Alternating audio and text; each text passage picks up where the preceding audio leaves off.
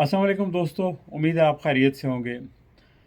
दोस्तों, जैसा कि बिलावल भुट्टो के दौराए हिंदुस्तान के बारे में बहुत सारे डिस्कशंस हो रहे हैं, बहस मुबासे हो रहे हैं, तो इसके ऊपर बात करना मैं समझता हूँ ज़रूरी है। लेकिन इसके ऊपर बात करने से पहले ज़रूरी है कुछ थोड़ा सा बैकग्राउंड आपके सामने रखा जाए, पस मंज़र आपके सामने रखा जाए। देखिए, ये तो 2000 नहीं बल्कि 1999 की बात है कि जब मोहतरमा बेनज़ीर भुट्टो पाकिस्तान की वज़ीर आज़म थी, राजीव गांधी हिंदुस्तान के वज़ीर आज़म थे। वो वज़ीर आज़म पाकिस्तान की दावत पर इस्लामाबाद आए। खुशगवार माहौल में बातचीत हुई और ख़्याल था कि दोनों लीडर्स बाहर के लिखे पढ़े हैं और शायद वो हिंदुस्तान और पाकिस्तान के दरमियान एक टेंशन चल रही हैं और जो जंगें हो चुकी हैं और हालात को बेहतर करने के लिए, अमन के लिए शायद ये कोई रोल अदा कर सकें। लेकिन उसके बाद आपने देखा कि मोहतरमा की हुकूमत को ख़त्म कर दिया गया। फिर यही हुआ कि उसके बाद जब मियाँ साहब आए तो दूसरे टेन्योर में मियाँ साहब ने जो है उनको दावत दी। हिंदुस्तान के जो वज़ीर आज़म थे उस वक्त, तो वो बस के ज़रिए अटल बिहारी वाजपेयी लाहौर आए और वहाँ भी अच्छी डेवलपमेंट्स हुई।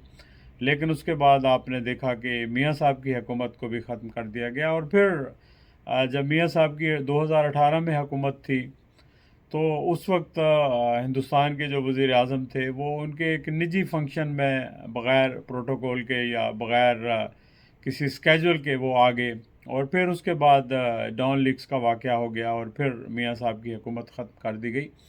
तो कहने का मकसद ये है कि पाकिस्तान और हिंदुस्तान के ताल्लुकात कभी भी बेहतर नहीं हो सके या इनको होने नहीं दिया गया, इस वजह से कि पाकिस्तान में शायद ऐसा तबका मौजूद है जो ये समझता है कि अगर हिंदुस्तान के साथ ताल्लुकात बेहतर होंगे तो उसका पाकिस्तान को नुकसान होगा। अब देखें, दो ही तरीके हैं। एक तो ये है कि या आप जंग लड़ के आप जो है वो कश्मीर ले लें जो तनाज़े का बुनियादी सबब है, और अगर आप ऐसा नहीं कर सकते तो फिर आप डिप्लोमेसी के ज़रिए, मुज़ाकरात के ज़रिए मामलात को बेहतर बनाते हैं। तो लेकिन जब आपकी इकानमी कमज़ोर हो जाए, आपका इंटरनल सारा सिस्टम डिसफंक्शनल हो जाए, तो सारे अदारे जो है एक दूसरे के ख़िलाफ़ सफ़ा रहा हूँ, तो फिर उस सूरत में आप जो है ना तो मुज़ाकरात के ज़रिए कुछ हासिल कर सकते हैं और ना जंग के ज़रिए कुछ हासिल कर सकते हैं।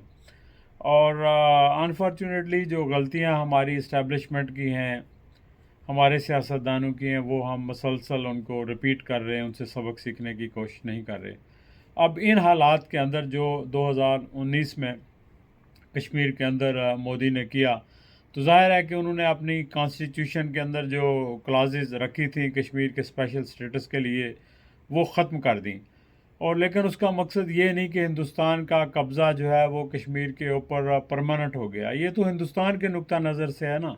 लेकिन कश्मीर पर हिंदुस्तान का कब्ज़ा तभी परमानेंट होगा जब कश्मीर के लोग इसके हक़ में राय दे देंगे। तो फ़िलहाल तो कश्मीर के लोग इस के हक़ में नहीं हैं। वो तो आज़ादी चाहते हैं और उसके लिए अभी भी वो स्ट्रगल कर रहे हैं, कुर्बानियाँ दे रहे हैं। अब ऐसे हालात के अंदर जो है पाकिस्तान क्या कर सकता है और पाकिस्तान को क्या करना चाहिए, इस पर बहुत बात हो सकती है। लेकिन अनफॉर्चुनेटली जो अभी पाकिस्तान की सिचुएशन है उसमें पाकिस्तान के पास कोई ज़्यादा चांसेस नहीं है और ना पाकिस्तान कुछ करने की पोजीशन में है। क्योंकि इंटरनली जब सूरत हाल आपका घर जो है वो इन ऑर्डर ना हो तो आप बाहर के लोगों का मुकाबला बिल्कुल नहीं कर सकते। तो ऐसे हालात में मेरा ख़्याल है कि बिलावल भुट्टो का हिंदुस्तान जाना जो है वो कोई अचंभे की बात भी नहीं है और कोई गलत बात भी नहीं है। देखिए, जब आप जंग भी नहीं कर सकते तो मुज़ाकरात के दरवाज़े भी बंद कर दें तो फिर आप कौन सा आपके पास जादू की छड़ी होगी कि आप आगे बढ़ेंगे। फिर दूसरी ये बात है कि ये शंघाई ताउन तंजीम थी जो चाइना जिसको इनिशिएट करता है, सरपरस्ती करता है, तो उसकी इनविटेशन पे अगर आप ना जाते तो फिर भी आपके लिए बेहतर नहीं था।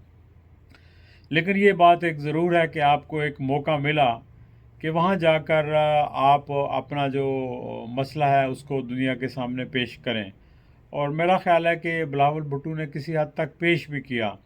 ये अगर आप तवक्को रखें कि बिलावल भुट्टो जो है वो साहबज़ादा याकूब ख़ान या आगा शाह या ज़ुल्फ़िकार अली भुट्टो की तरह کوئی جو ہے آؤٹ آف باکس سوچتے، کوئی ایسے انیشیٹو لیتے، تو یہ میرا خیال ہے کہ یہ قسم کی غیر ضروری قسم کی توقعات ہیں، چونکہ ظاہر ہے وہ نوجوان ہیں، ابھی سیکھ رہے ہیں، اور شاید ہو سکتا ہے کہ فیوچر میں وہ ایسا کر پائیں، لیکن فی الحال تو ظاہر ہے کہ کچھ بہت ساری ایسی چیزیں ہیں کہ جس کی وجہ سے ان کے لیے مشکل ہے۔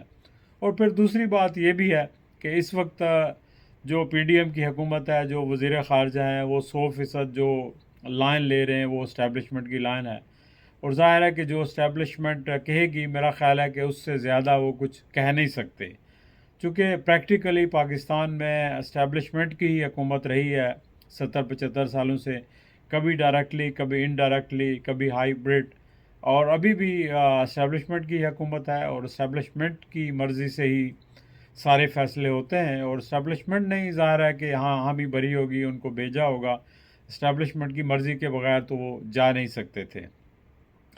تو اس لحاظ سے یہ دورہ میں نہیں سمجھتا کہ اتنی بہت زیادہ اہمیت کا حامل ہے کہ اس کے اوپر اتنی لمبی چوڑی بات کی جائے۔ البتہ یہ بات ضرور ہے کہ انہوں نے جو اپنا مسئلہ ہے وہ کھل کے بیان کیا، اور اس کے اوپر جو افسوسناک بات یہ ہے کہ وہ جو ہندوستان کے وزیر خارجہ کا رد عمل تھا وہ انتہائی غیر مناسب تھا، اور ڈپلومیٹک نارمز کے برعکس تھا۔ اگر کوئی ملک جو ہے وہ آپ کا کے گھر آ کے آپ کے معاملات پر سوال اٹھا رہا ہے تو آپ بھی بالکل جواب دے سکتے ہیں، لیکن ڈپلومیٹک نارمز کا خیال رکھنا چاہیے جو نہیں رکھا گیا۔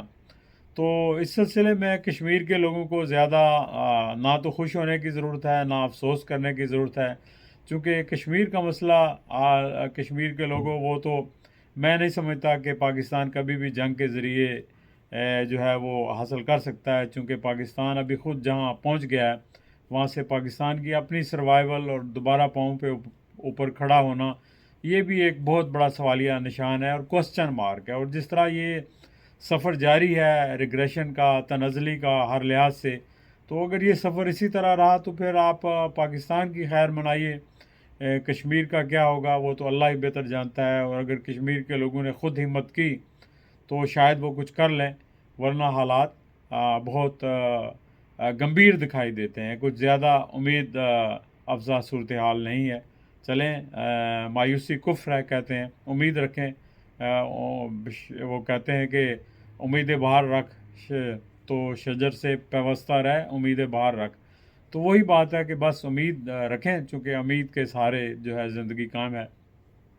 تو انشاءاللہ پھر آپ سے گفتگو ہوگی۔ خدا حافظ۔